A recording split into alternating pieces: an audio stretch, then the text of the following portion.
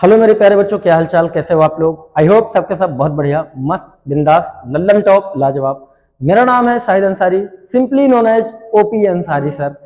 तो मेरे प्यारे बच्चों, पिछले लेक्चर में हमने आप लोगों को डिस्टेंस और डिस्प्लेसमेंट के बारे में पढ़ाया था और आज के लेक्चर में हम आपको स्पीड और वेलोसिटी के बारे में बात करेंगे।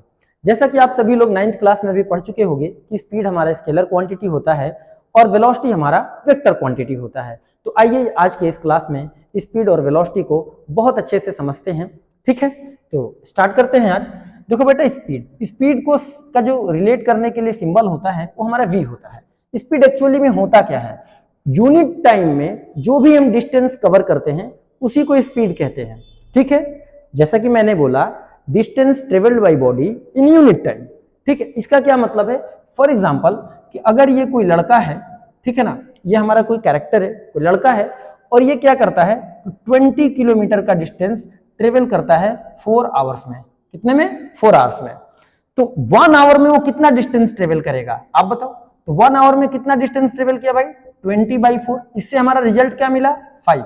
यानी इन 1 आवर इस बबुआ ने 5 किलोमीटर का डिस्टेंस ट्रेवल किया। तो इनका स्पीड हो जाएगा 5 किलोमीटर पर आवर। समझ में आया कि यूनिट टाइम में जो डिस्टेंस कोई ऑब्जेक्ट ट्रेवल करता है उसे ही हम स्पीड कहते हैं। क्लियर हो गया। तो इसका जो डिफिनेशन हमारा होगा वो क्या होगा कि distance travel by body in unit time. ध्यान रखना है आपको, क्या हो जाएगा कि distance travelled by body in unit time. ठीक है ना, क्या बोला हमने, distance travelled by body in unit time. ये बात आपको क्या करना है, ध्यान रखना है। अब बात करते हैं, क्या कोई और भी डिफिनेशन इसका हो सकता है, तो बिल्कुल हो सकता है। इसका एक और डिफिनेशन है, वो दूसरा डिफिनेशन क्या है, हम लोग बोलते हैं time rate of distance. Time rate of distance. ठीक है, कि डिस्टेंस जो है टाइम के रिस्पेक्ट में जो चेंज हो रहा है, कितना आगे हो रहा है या कितना पीछे जो भी हो रहा है, तो time rate of distance is called speed. तो ये भी एक दूसरा डिफिनेशन है इसका। अब अगर हम इसके फॉर्मूले की बात करें कि इसका फॉर्मूला क्या होगा, तो इसका जो फॉर्मूला होता है बेटा, जैसा कि हमने आपको बताया कि स्पीड को किस सिंबल से हम लोग रिप्रेजेंट करते हैं, v से रिप्रेजेंट करते हैं। तो फॉर्मूला होता है कि v बराबर डिस्टेंस अपॉन टाइम। क्या होता है, डिस्टेंस अपॉन टाइम।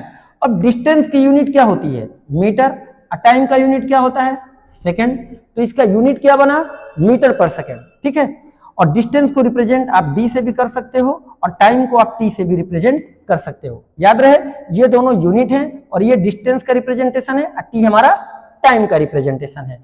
तो इस तरीके से हमारा फॉर्मूले की अगर हम बात करें बेटा, तो हमारा फॉर्मूला क्या बन गया, v बराबर डिस्टेंस अपॉन टाइम, मीटर पर सेकेंड इज द यूनिट। ठीक है, यानी कि मीटर पर सेकेंड को हम ऐसे भी लिख सकते हैं और इसी के रिस्पेक्ट में इसका डायमेंशन भी हम लोग लिख सकते हैं। मीटर मतलब लेंथ है, सेकेंड मतलब टाइम है, पावर में -1 है तो पावर में -1 हो जाता है।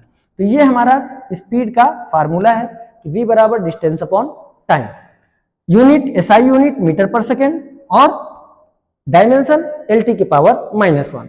ये कैसी क्वांटिटी है, तो याद रखना है आपको कि it's a scalar quantity. It's a scalar quantity, ये हमारा एक स्केलर क्वांटिटी है। ठीक है, यानी कि इसके पास कोई भी डायरेक्शन नहीं होता है, ये बात आपको समझ लेना है। तो वो सिंपल सा फॉर्मूला है कि स्पीड बराबर distance upon time. SI unit हमारा हो गया मीटर पर सेकेंड। मीटर पर सेकेंड क्या है, याद रखना, SI यूनिट है, SI यूनिट है। इसका डायमेंशन कितना है, तो इसका डायमेंशन तो इसका डायमेंशन है LT के पावर -1। ये किस तरह की क्वांटिटी है, तो ये हमारा स्केलर क्वांटिटी है। ठीक है, अब इस फार्मूले से 3 चीजें हम निकाल सकते हैं, क्योंकि इसमें 3 फिजिकल क्वांटिटी इंक्लूड है, वेलोसिटी इंक्लूड है, स्पीड इंक्लूड है, डिस्टेंस इंक्लूड है, टाइम इंक्लूड है। तो कोई भी 2 दिया रहेगा तो तीसरा हम इक्वेट कर सकते हैं। ठीक है, ये बात आप सभी लोगों को ध्यान रखना है। जैसे कि इसी फार्मूला को मैं लिख रहने देता हूं, बाकी सारी चीजें मैं मिटा देता हूं, आप समझना आओ। ठीक, फार्मूला को मैंने रहने दिया, बाकी सारी चीजें हमने मिटा दी। अब फार्मूले को भी हम शॉर्ट में लिख देते हैं, आ जाओ, कि v बराबर डिस्टेंस अपॉन टाइम। ठीक है ना, ये हमारा फार्मूला है। तो इस फार्मूले से अगर डिस्टेंस इक्वेट करना होगा तो क्या इक्वेट कर सकते हैं, डिस्टेंस बराबर v इंटू टी, ठीक है। तो डिस्टेंस बराबर हमारा v इंटू टी हो जाएगा। इसी फार्मूले से अगर हमें टाइम निकालना होगा, टाइम, तो टाइम कैसे निकलेगा, टाइम यहां चला जाएगा क्रॉस मल्टीप्लाई में, तो हमारा आ जाएगा डिस्टेंस अपॉन स्पीड, ठीक। तो तीन अलग अलग क्वांटिटीज हम लोग निकाल सकते हैं, ठीक है। इसमें किसी को कोई दिक्कत, कोई समस्या नहीं होना चाहिए। तो ये था हमारा कंप्लीट स्पीड के बारे में। अब हम बात करते हैं, इसके बाद आप सभी लोगों को ध्यान से समझना है, अब बात करेंगे हम लोग वेलोसिटी क्या होता है, ठीक है ना। तो ये सारे फार्मूले आप लिख लीजिएगा। अब हम चलते हैं वेलोसिटी पे, आ जाओ। तो देखो भाई, दूसरा टॉपिक है आज का वेलोसिटी। दूसरा टॉपिक क्या है बच्चों, दूसरा टॉपिक है वेलोसिटी। वेलोसिटी को भी हम स्मॉल v से ही रिप्रेजेंट करते हैं, वेलोसिटी को भी v से ही रिप्रेजेंट किया जाता है। ये क्या होता है, वेलोसिटी क्या होता है, क्योंकि वेलोसिटी हमारी वेक्टर क्वांटिटी है, ध्यान रहे वेलोसिटी हमारी कैसी क्वांटिटी होती है, ये हमारा वेक्टर क्वांटिटी होता है, ठीक है। तो वेक्टर क्वांटिटी में डायरेक्शन भी हमारे होते हैं, यस और नो, बिल्कुल करेक्ट है भाई। वेक्टर अगर कोई क्वांटिटी है तो उसमें हमारा डायरेक्शन होगा 110%, ठीक है ना। तो वेलोसिटी हमारा वेक्टर क्वांटिटी है, ये चीज आपको याद रखना है। इसका डिफिनेशन क्या होगा, हाउ टू डिफाइन वेलोसिटी, तो ध्यान से देखना, इसको बोल सकते हैं हम लोग टाइम रेट ऑफ डिस्प्लेसमेंट। क्या बोल सकते हैं, time rate of displacement is called velocity. इसका दूसरा क्या डिफिनेशन हो सकता है, इसका दूसरा डिफिनेशन ये होता है कि यूनिट टाइम में ऑब्जेक्ट का डिस्प्लेसमेंट कितना हुआ, यूनिट टाइम में जो डिस्प्लेसमेंट होता है दैट इज कॉल्ड वेलोसिटी। तो दूसरा डिफिनेशन इसका हम लिख सकते हैं कि डिस्प्लेसमेंट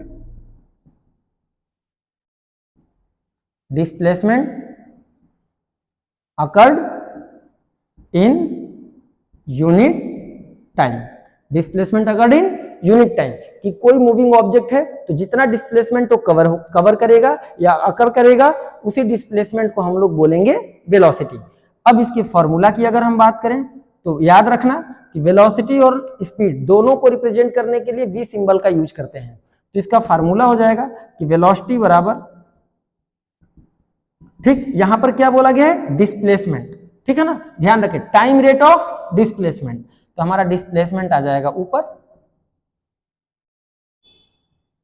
डिवाइडेड बाय टाइम, ठीक। अब अगर इस सिंबॉलिक रिप्रेजेंटेशन की बात करें तो सिंबॉलिक रिप्रेजेंटेशन v बराबर डिस्प्लेसमेंट अपॉन टाइम, ठीक। अब इसकी अगर एसआई यूनिट की बात करें हम कि एसआई यूनिट इसका क्या होगा, तो एसआई यूनिट डिस्प्लेसमेंट का होता है मीटर और अपॉन में टाइम, तो मतलब मीटर पर सेकेंड। मीटर पर सेकेंड को हम ऐसे भी लिख सकते हैं मीटर सेकेंड के पावर -1। इसके डायमेंशन की बात करें, तो मीटर का मतलब L और सेकेंड का मतलब T, पावर में -1 है, पावर में -1 आप लोग लगा दो, ठीक है ना। तो ये हमारा डायमेंशन हो जाएगा, ऐसा यूनिट है, ये वेलोसिटी का हमारा जनरल फार्मूला है, ठीक है। इसमें किसी भी बालकों को कोई भी दिक्कत नहीं होना चाहिए, ठीक है। याद रखना वेलोसिटी और स्पीड दोनों को हम लोग v से ही रिप्रेजेंट करते हैं, दोनों को किससे रिप्रेजेंट करते हैं, v से। और दोनों ही क्वांटिटी का एसआई यूनिट मीटर पर सेकेंड होता है, और वेलोसिटी और स्पीड दोनों ही क्वांटिटी का डायमेंशन lt के पावर -1 होता है। ये चीज आपको ध्यान रखना है। एक डिफरेंस जो है वो ये है कि वेलोसिटी में डिस्प्लेसमेंट यूज किया जाता है और स्पीड में डिस्टेंस यूज करते हैं। स्पीड हमारा स्केलर क्वांटिटी होता है जबकि वेलोसिटी हमारा वेक्टर क्वांटिटी होता है। तो इस बात का आप लोग खास ध्यान रखेंगे दोनों ही टर्म में, ठीक है। तो इसे आप लोग नोट कर लीजिए, फिर हम आगे बढ़ते हैं, ठीक है। नोट कर लीजिए फटाक से, आई होप अब आपने नोट कर लिया होगा, ठीक है बच्चों। तो वेलोसिटी क्या होता है, स्पीड क्या होता है, ये दोनों बातें आप लोग बहुत ही अच्छे से समझ गए हो। तो अब हम वेलोसिटी और स्पीड में एक दो चीजें और बताते हैं, ध्यान से सुनना है आपको कि अगर वेलोसिटी हमारा वेक्टर क्वांटिटी है तो वेलोसिटी हमारा पॉजिटिव भी हो सकता है, नेगेटिव भी हो सकता है, लेकिन डिस्टेंस हमारा नेगेटिव नहीं होता, डिस्टेंस हमेशा पॉजिटिव ही रहता है। एग्जाम्पल से समझते हैं इस चीज को कि जैसे मान लो कि एक ऑब्जेक्ट है ए से अपनी जर्नी स्टार्ट किया, ठीक है ना, या लो ना यार तुम जान लो, ये हमारा कलुआ है, ये कौन है, ये हमारा कलुआ है। ये कलुआ क्या कर रहा है, ये कलुआ ए से अपनी जर्नी स्टार्ट किया और ए से जर्नी स्टार्ट करके बी तक पहुंचा, अब बी से अपनी जर्नी स्टार्ट करके ये सी तक पहुंचा। समझ रहे हो कि नहीं समझ रहे हो? अरे हाँ या ना, कुछ तो बोलोगे, कुछ तो बोलो भाई। ए से बी तक गया, अब बी से ये सी तक आया। अब कलुआ की लोकेशन क्या है, अब कलुआ हमारा सी तक पहुंच गया है। मान लेते हैं कि ये भी हमारा ये 10 मीटर को ट्रेवल करने में 5 सेकेंड का समय लिया कलुआ ने, ठीक, और इधर हमारा 5 मीटर को ट्रेवल करने में केवल 1 सेकेंड का समय लिया कलुआ ने। कितना? 1 सेकेंड का समय लिया कलुआ ने। कोई दिक्कत वाली बात नहीं है। तो अगर ए टू सी की बात करें, ए टू सी की बात करें और हमें स्पीड और वेलोसिटी दोनों निकालना हो तो कैसे निकालेंगे? अब अगर ए टू सी की हम बात कर रहे हैं, ध्यान से सुनना, ए टू सी की बात करें तो ए टू सी के लिए डिस्प्लेसमेंट हमारा कितना हुआ? इतना हुआ, यस और नो? इसमें किसी को कोई दिक्कत तो नहीं। अब डिस्प्लेसमेंट कैसे निकालेंगे? मान लिया कि ये राइट एंगल पे टर्न लिया है तो ये डिस्प्लेसमेंट हमारा हाइपोटेन्यूज के बराबर होगा कि नहीं होगा? हो गया ना। एक हमारा क्या है, परपेंडिकुलर का काम करेगा और एक हमारा बेस का काम करेगा और ये वाला हमारा हाइपोटेन्यूज का काम करेगा। और सबको पता है कि हाइपोटेन्यूज कैसे निकाला जाता है, root under p square plus b square. कैसे निकालते हैं? तो root under p square plus b square. तो जब निकाला जाए भाई 10 का स्क्वायर 100, 5 का स्क्वायर 25, तो हमारा अंदर क्या आ गया, ऐड करने पर 125, और 125 का अगर हम स्क्वायर रूट करेंगे तो क्या भाई इसको हम ऐसे लिखते हैं 5 इंटू 5 इंटू 5? तुमने कहा बिल्कुल सर लिख सकते हैं, 5 5 जा 25 और 25 5 जा 125। तो इससे हमें स्क्वायर रूट में क्या मिला कि 5√5 मीटर। तो ये हमारा डिस्प्लेसमेंट हुआ, ठीक है। ए से सी तक क्या हुआ? डिस्प्लेसमेंट हुआ, क्योंकि ये कलुआ पहले बी तक गया फिर बी से ये इधर सी तक आ गया। कोई दिक्कत वाली बात नहीं। तो अगर हम ए टू सी के लिए स्पीड को इक्वेट करते हैं, ठीक है ना, स्पीड, तो स्पीड बराबर आपके डिस्टेंस कितना कवर कर लिया ए टू सी में? 10 मीटर 5 मीटर, टोटल हमारा 15। तो डिस्टेंस हमारा कितना हो गया? 15 मीटर, ठीक है। टाइम कितना हो गया? तो 5 + 1 यानी कि 6 सेकेंड। तो जब डिवाइड करेंगे इसको भाई 3 से तो कट जाएगा ना, 3 2 जा और 3 5 जा, तो हमें वैल्यू क्या आया 5/2 मीटर अपॉन सेकेंड यानी कि मीटर पर सेकेंड। इसको जब आप सोल्व करोगे तो कितना आ जाएगा 2.5 मीटर पर सेकेंड। तो ये तो हमारी स्पीड आई। अब यहीं पर अगर हम वेलोसिटी की बात करें इसी क्वेश्चन में कि हमारा वेलोसिटी कितना होगा, तो वेलोसिटी भी बराबर, अब फार्मूला होगा डिस्प्लेसमेंट अपॉन टाइम। डिस्प्लेसमेंट हमारा कितना आया 5√5, क्योंकि इनिशियल पोजीशन ये है, फाइनल पोजीशन ये है, और डिस्प्लेसमेंट हमारा इनिशियल और फाइनल पर डिपेंड करता है। तो यहां से यहां तक का डिस्प्लेसमेंट हमारा निकला 5√5, तो हमारा आ गया 5√5। टाइम कितना हुआ है? तो टाइम लगा है ए से सी तक डिस्प्लेसमेंट में 5 और 1 6 सेकेंड, तो हमारा टाइम हो जाएगा 6 सेकेंड। तो डिस्प्लेसमेंट इतना मीटर और टाइम इतना। अब इसको जब आप सोल्व करोगे तो कोई इसका भी कोई ना कोई हमारा आंसर आएगा मीटर पर सेकेंड में, यस और नो?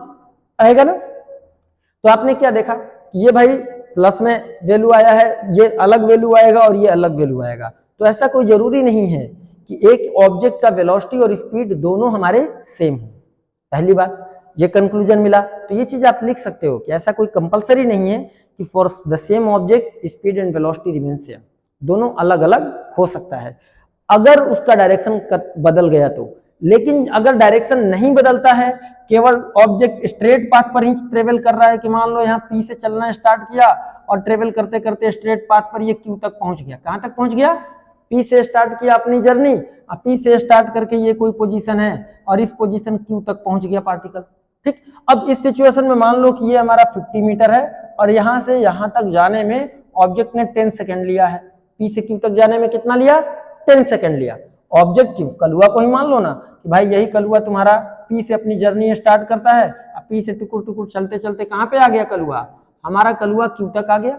इसमें किसी को कोई दिक्कत नहीं है। तो जब वो स्ट्रेट पाथ अगर है तो स्ट्रेट पाथ के सिचुएशन में अब हमारे पास क्या हो जाएगा, इसको आप लोग नोट कर लो, ये दोनों वैल्यूज आपको नोट कर लेना है इस फिगर के हिसाब से। अब जो पीक्यू वाला फिगर है उसके हिसाब से अगर हम देखें तो ध्यान देना, पी क्यू के हिसाब से आपको सोचना है आप, ठीक है।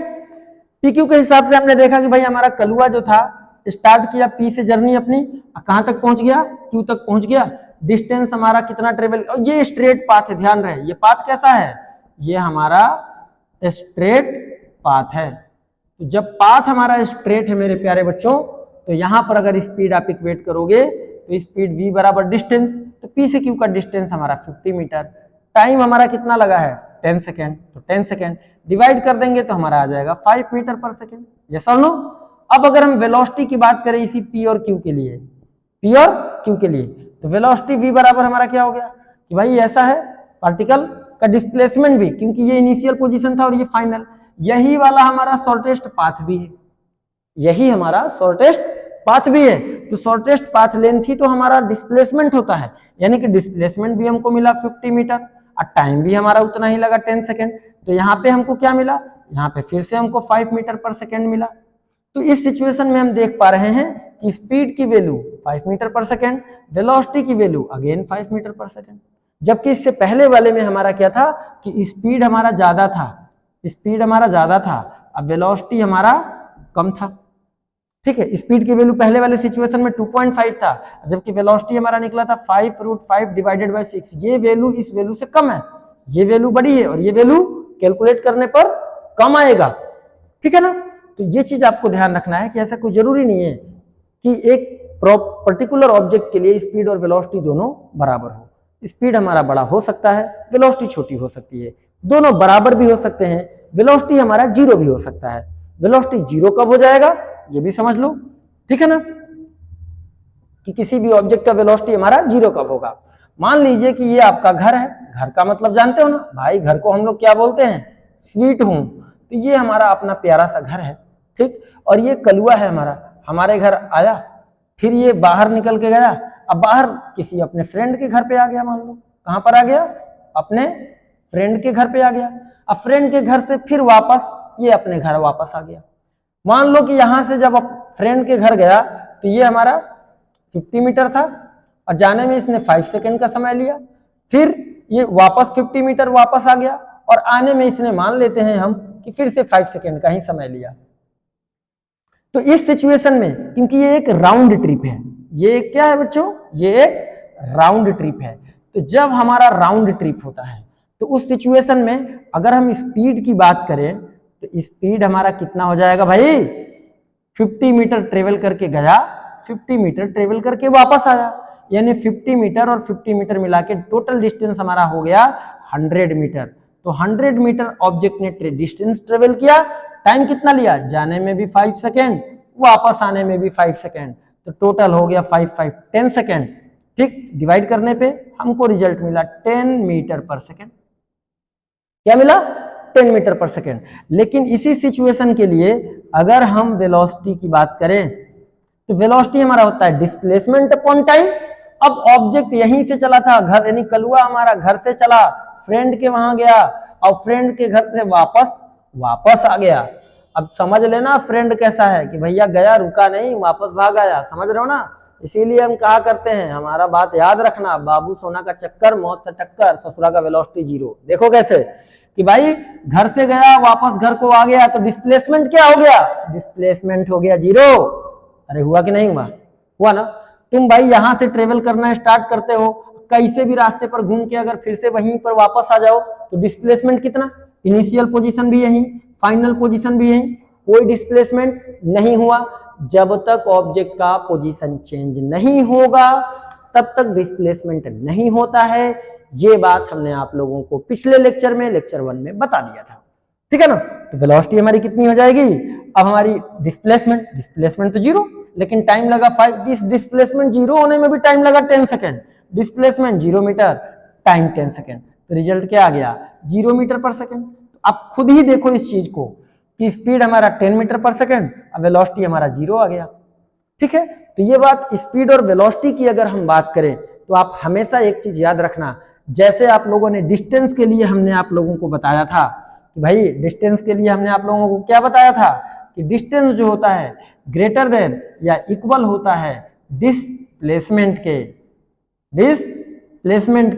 इन द सेम वे जो हमारा स्पीड के डिस्टेंस के रिगार्डिंग स्पीड है और डिस्प्लेसमेंट के रिगार्डिंग वेलोसिटी, इनका रिलेशन भी सेम इसी तरीके से होता है, इनका भी रिलेशन सेम इसी तरीके से होता है।